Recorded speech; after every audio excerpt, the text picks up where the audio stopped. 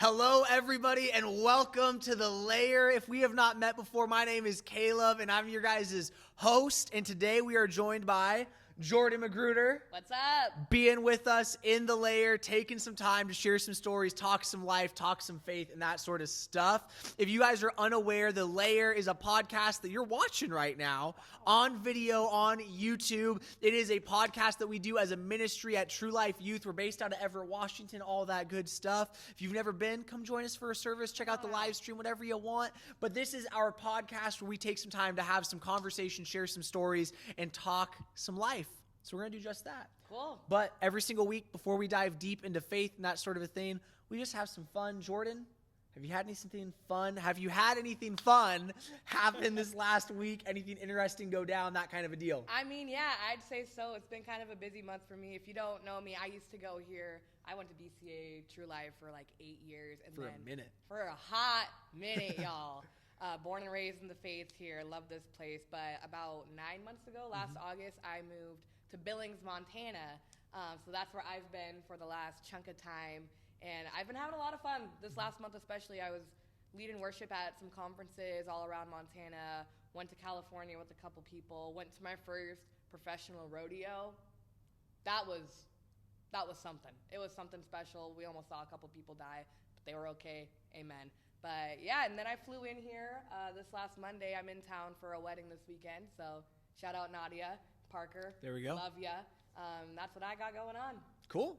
Very cool. I had my birthday. That was fun. That was a good birthday. time. Come on. Yeah, thank you.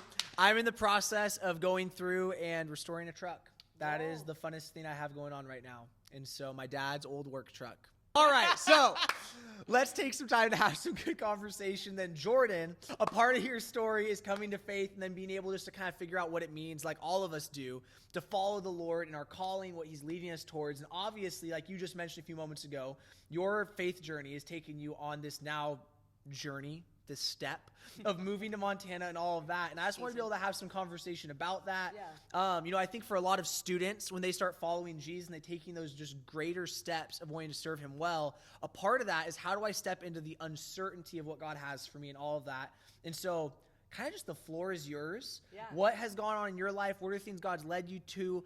What's given you that certainty in the decisions you've made and all of that? Ooh. Tell us some stories. Let us know a little bit of insight. Yeah. I would say like I said, I was born and raised in faith at BCA, been here 8 years, was saved as a sophomore in high school, came up through True Life, became a life leader, did ministry college, went on missions trips with y'all. Like, I went through it here.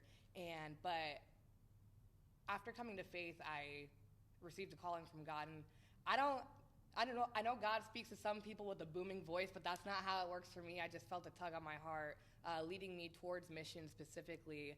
So I really pursued that for a long time, very intensely, just figuring out what that looked like.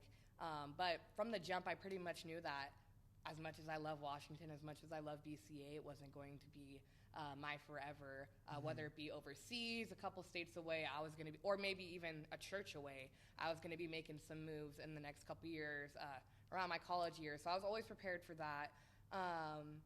But I kind of got really nervous with missions and how that pertains to personal finances as you get older. If you haven't graduated, just wait. You got a whole experience coming for you. So I started getting really stressed with that and trying to figure out, okay, how can I make money? So I was in a pretty good setup, working full-time, and then living in Seattle is pretty expensive. So I was actually working here and then like a few hours a week and then full-time somewhere else and still not cutting it, but I still had some other options to look at here in Washington and at BCA. Also had a couple other options to look at another church. And then, if you don't know, Jared and Caitlin McKinney, the former youth pastors here at True Life, they're awesome, reached out to me about a year prior to me going through all these decisions, asking if I'd consider joining them in Billings, Montana. Or there was always a missions field at any time, and that still is a viable option. Because they were prepping for planting a church in Billings. Yeah, so they were church planting in Billings, which if you don't know is like a huge need on the missions field. So I had a lot of good options, and I was juggling them and praying through them for a really, really long time, longer than what most people spend praying on any one thing. But I was just so stressed because it involves moving or leaving. home faith community that I've known for a long time. And I went to mentors and people about it, and really what it came down to was I had 3 solid options. One was staying at BCA for an extended season. The other was going to a different place. And then the third one was going to Billings to start church planting. And I really felt from God, like, I have the ability to choose and use the wisdom that he's given me, use what I've learned from him and take it to the word and study the word and take it to my own prayer time. And then from there, like, he's given me the tools I need to make a healthy decision, and he was going to bless whichever avenue I chose, because all those things were me wanting to pursue his will in my life. And I really feel like he did bless me with the ability to choose in that season. So I feel like it's a little unique in that sense, where God gave me, a giant fork in the road and said, you're good either way. So what I did was I decided, it's a little crazy, I decided to choose the one that I knew would grow me the most and would be the most challenging. So I packed up and left everything I knew to go live in a basement with all my homies in Billings, Montana. And if you know anything about our time there, you would know it certainly has been a very challenging growing season for all of us, but I wouldn't change it for the world. It's been super rewarding, and it's just been really affirming to see that in spite of all that's been going on with challenges of church planting, our own personal lives, health issues and stuff, like, God is still so present. Our church is actually growing where we should be. Jared is out for a season. He's battling cancer. He's on his way back. He's towards the tail end of that recovery process, but he's been out for months, and so we've been video venue, and we should be seeing, like, at least a plateau in growth or even a decline, and, like, we would be like, okay, that makes sense. But instead of death, we're seeing life and we're seeing growth, and we're just seeing, like, this isn't ours, like, this is God's, and it's just so cool to be a part of. But more than just a church, like, in our personal lives, I was just talking with Caleb and some of the guys downstairs about how we're just getting job opportunities thrown at us, and God is just providing financially for us. I'm starting a new job on Monday. That's exactly what I've been praying for, full-time with benefits, and so is one of my other roommates, if it all works out, if he decides to take it. But it's just really cool seeing, like, I could have been blessed any direction I wanted, but I chose to go out in faith and choose the hard route. And you guys, it's been so hard, so stinking hard. Like, there's some days where I'm just like, literally, God, you have to take the wheel. I don't see the light at the end of the tunnel. And he does take the wheel, and he steers it right back on track. And he's just so faithful to continue to give us what we need, even if it's just for the next day. But he's a God that's good forever, and we're just seeing him stack up those blessings long term. So I don't know, I feel like I went all over the place there, but anyways, we're just great. super, super blessed. God's doing amazing things, really blessed with the route I chose, and decided to honor him, and he's been honoring us for what we chose to do over in Billings. So awesome. Yeah.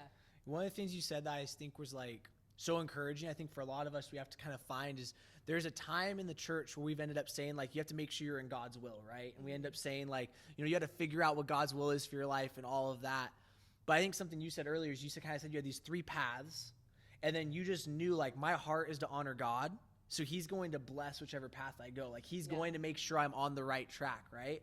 And, man, just for, like, students, leaders, parents, whoever's watching this right now, just, like, as you're trying to step into what God has for you, the biggest question you need to ask yourself is not, is this the right path? That's a part of it. If you're on a very wrong path, ask that question. Get on the right path. But the biggest thing is asking, am I wanting to honor God with my life?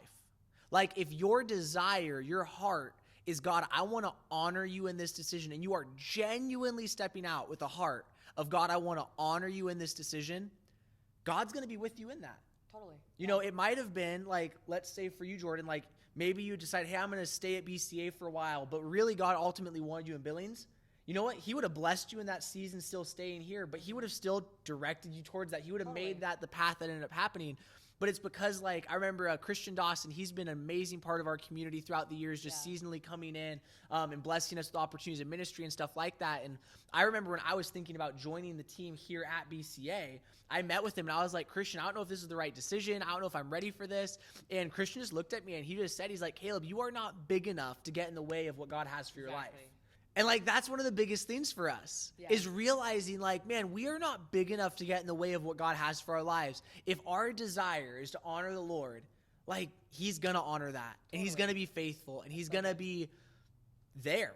And that's the biggest thing we need to care about, is that he's there with us. And so he will be there with us. You know, Jordan, one thing you were talking about too was just like your time of prayer, of praying and interceding over that. Can you just like kind of lean into that a little bit more for us? Just like speak a little bit more to like, what did that look like? Like, what were some of your prayers? What were some of the things you were asking God about? And like, yeah, just like practically. Because I think sometimes we say like, hey, let's pray about these things. But maybe then we wonder like, well, how do I do that? And it could be a super simple answer even. But like, what did that look like for you? Yeah, I'd say a lot of it was actually what you just touched on was, I'm a huge worrywart, and I don't want to mess up and, you know, do the wrong thing and have doors slammed shut in my face. But as I was praying about, God, is this the right decision? Do I go to Billings, Montana? It was me coming to realize, like, okay, if this isn't God's will for me, I'm seeking him in every way I know how to.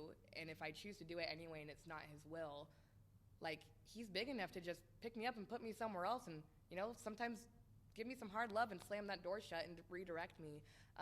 So it was realizing that I'm not big enough to get in his way. But I was also just praying prayers that were like, what is it going to look like with my family? What is it going to look like with friendships, school, work? Like, it was in the middle of a pandemic, like, that we're still going through. Montana's a little different, though, I have realized since then. But there's just so many stressors and factors into that. Living situations. At the time, we weren't going to be able to have free housing at the McKinney's house. So there was just so much going into it. And every single time, God just really checked me saying, you were so willing, Jordan, to go overseas. And this doesn't look like it doesn't look for me like it would for you maybe, but I was so willing to go overseas and drop all that anyways. So why would it look any different just moving 2 states away? Yeah. Family relationships would be harder to maintain if I was in a hut in India. Here I'm just an hour flight from home. So why not just step out and trust him with that? And even if I was in India, you know, there's still ways to maintain relationships in the 21st century. Totally. But anyways, I would bring my concerns to God, and it was just gentle reminders, not like the huge booming voice or an audible voice, but just remembering that no matter what my needs are, what my fears are, he's faithful to provide in the midst of it. And that if it's not this, it's going to be something else that's harder. There's always going to be some difficulties. There's always going to be an excuse. But my main thing that I was thinking about every time I would pray and be worried was, how cool is it going to be? Like 5 years down the road, 10 years down the road, when Canvas Billings is popping off, we're just seeing blessing on blessing pour out. And like, I can say that I was there when the blood, sweat, and tears went into the ground and just really witnessed like the birth of this church and the birth of like something so great. And hopefully like revival in the city of Billings, Montana. That's just what kept fueling me and driving me. So long story short, as I was like bringing my fears to God, he was just giving me dreams and passions and vision for what the future could look like and excitement for that. That's good. Yeah. That's good. Hey, so I think that's a good spot for us to be able just to kind of like hit pause to stop this conversation. But that's not the end of the conversation overall. And so if you guys have any questions, thoughts, things that you would just love some more insight on or anything like that, comment that down below. Let us know what those things might be. If there was something that stood out to you that Jordan was able to say and share, comment that down below too. That'd be kind of cool to know what's kind of stood out to you guys and that sort of a thing. But True Life, we just want you to know, like, we're here for you. Like, one of the cool things that we get to see even with having Jordan here with us is, like, and Jordan, I know that you know this, but if you didn't, like, we're praying for you still. Thank you. And, like, there's a whole community behind you. And, like, for you guys, as you're trying to figure out what is God calling me to, what does God have for me, that sort of a deal, like, there's people behind you praying for you, wanting to help see the best for you, wanting to help you be able to step into what God has for you. Yeah. And no matter what you feel your calling is, if your concern is honoring God, guess what? He's going to honor that. Yeah, and he's going to get you on the right path. And so, True Life, that's all we got for you today. Yeah. We want to say thanks. Subscribe to the channel. Like the video if you want to. That'd be cool. Share it with a friend. That'd be awesome. But yeah, with that being said, we're going to exit the lair. We'll see you guys next time. Peace out.